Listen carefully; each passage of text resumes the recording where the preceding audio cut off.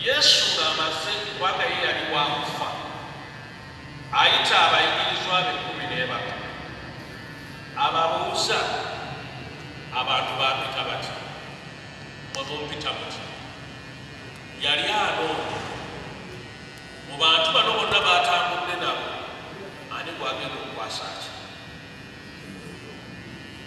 okwasa ki obuyinza n'ekkanisa wano bannange bwe bali ekigambo gye mbadde nkyayaleero waliwo omuwala ngambye nsabira mu Redeemed Church ne mutuuza netandika okumubuulira kati Yesu yamanya nti obuzibu bujja kujja nga omuzadde bwabeera mu nsi n'afa abaana ne batabukatabuka abayita bonna kati abasajja bano baaliko obusungu bwabwe nga balaba ekisooka yabajja mu bintu byabwe abantu babajerega eyo gye bayita muyemmo mulifuna ki era mujjukiranga nga tewali eyaleka ebiri alikola ki naye nga tebakitegeera kubanga baali bagagga baali mu nnyanja oyo Peetero yali yajjamani erosifai abantu baali babasekerera tebakyalina ke balina baaleka amaato gaabwe ne byonna kati Yesu bw'ababuuza n'obusungu nga mwebuli buli muntu n'atandika okwogera kyawulira bagamba n'okugamba nti watusiraanya tetulina gye tugenda kudda Yesu n'awuliriza n'agamba bano be bantu bentambudde nabo emyaka gyo 3 tebategedde atulokola yali ali n'agamba nti gwe Kristo omwana wa Katonda omuki yaddamu ati kyokoze eki oyogedde it was like nti abalala byonna nafa kakati n'agamba Peetero lunda liisa labiriranga eki that is our background Peetero olirize nno kano we are all Catholics mukiwulidde ekyo Catholic tekitegeeza nti tuli beerubaka kitegeeza universal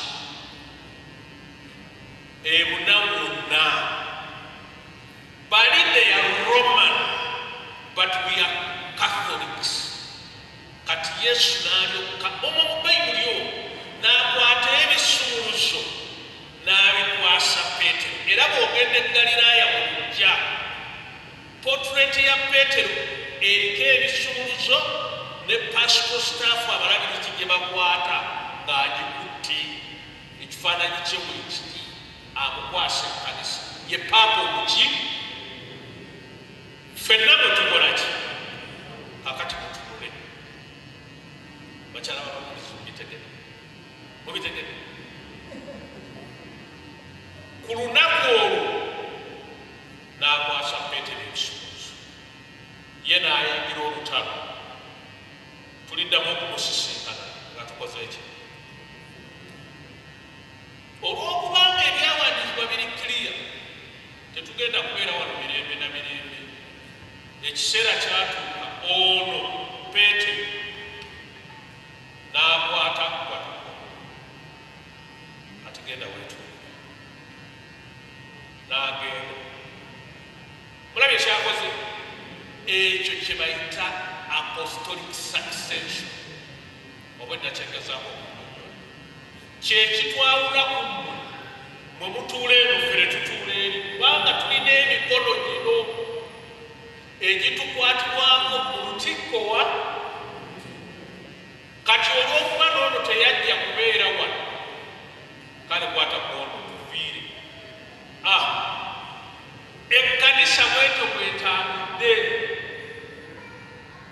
kati bwe tutuuka mu kyasa eky'18 wano ne tutandika okwerumaaluma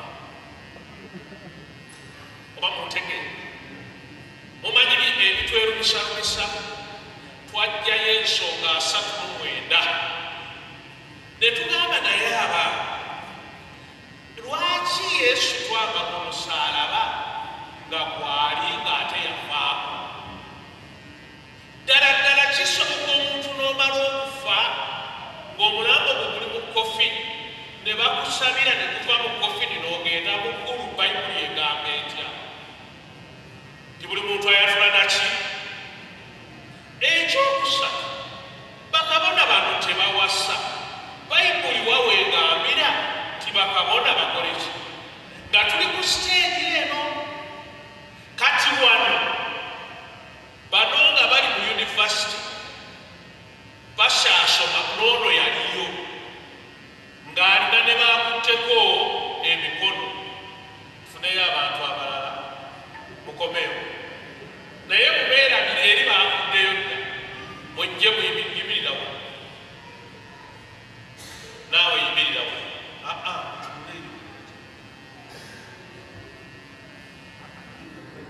okufuuka abaawo.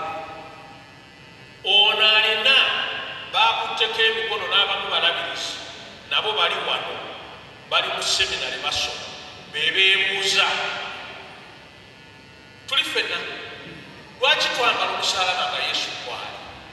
Ne bagamba nti tubawadde ennaku 9 ne bagenda ne bawandiika ebintu bino ku University Notice Board. Bwe mutatuddamu lwaki tugenda kwekutulako tukole ekiwayi ekiyitibwa the Anglican Church. Mukitege kati bano ono muno mulimu abakwatiddwako emikono bangi oba mulaba kyengamba tetunnagenda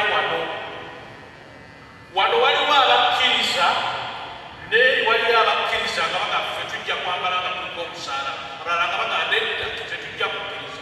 Wano waliwo olutalo. Kati bwe tuyombera wano ebibuuzo ennaku bwe zaggwako 90 nga tebatuzeemu baasirika busirisi. Kaakati ono naawe jangu ne basigala wano ne bagenda e Bungereza nga balina emikono gy'ono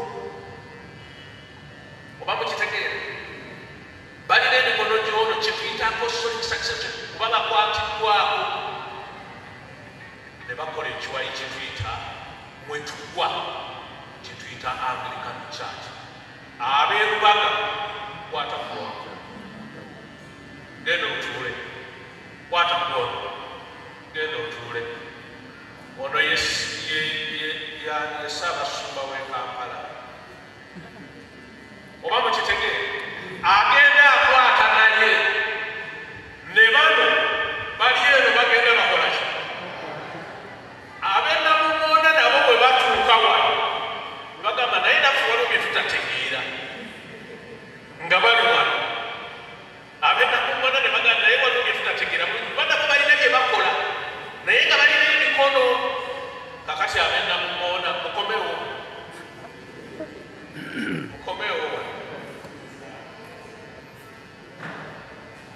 muyimirire wano bastudent b'e Namumoona mutunule. Ono ye Namumoona. Bano ne bagamba ffe ebyaffe tetutta n'ekimu. Ono ne yeeyongerayo mu maaso ati naawe yimirira wano. Kaakati kino kye tuyita Joint Christian Council.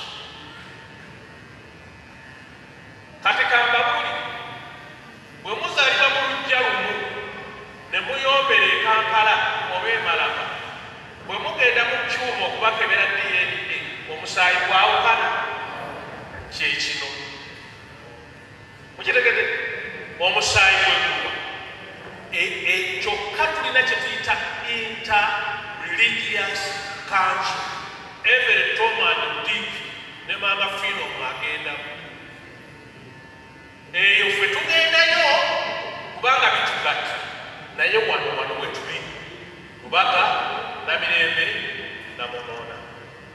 Mukitegedde bwe bakubatiriza e Lubaga n'ojja wano tetukuddamu okubatiza tukwaniriza mwaniriza.